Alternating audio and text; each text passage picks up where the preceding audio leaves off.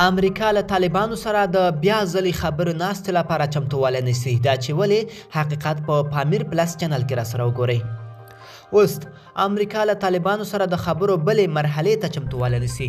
د افغانستان د مصالحې په چارو کې د امریکا ځانګړی استازی تام سوست ویلي دي چې د امریکا متحده ایالاتو په دوحه کې له طالبانو سره د خبرو بلې مرحلې ته چمتووالی نیسي، خو تاریخ مشخص نه کړ.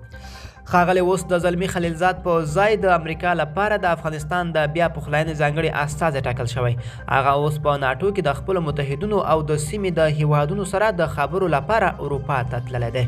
دغه امریکایي ډیپلومات د دوشنبې په ورځ نومبر 8 لړم 18 له خبریالانو سره په ټلویزیوني خبرو کې په افغانستان کې د داعش د بریدونو په زیاتوالي او د القاعدې په موجودیت ژوره اندېښنه وښوده. نوموړي په افغانستان کې د القاعده د موجودیت په اړه وویل واشنګټن د داعش د بریدونو په زیاتوالي اندېښمن دی او له طالبانو غواړي چې د هغوی سره په مبارزه کې کامیاب وي. د نورو ډلو په اړه تاسو ګورئ چې القاعده لا هم هلته افغانستان کې حضور لري چې موږ له دې پلوه اندېښمن یو.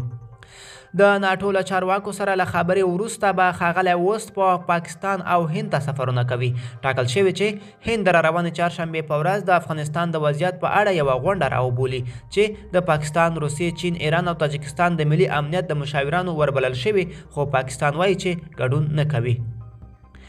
ښاغلی اوس د هند د کنفرانس په اړه د امریکا غږ د پوښتنې په ځواب کې وویل چې هند ته ځي خو په دې کنفرانس کې ګډون نه کوي. طالبانو د اګست په 15 کابل ته ننوتل.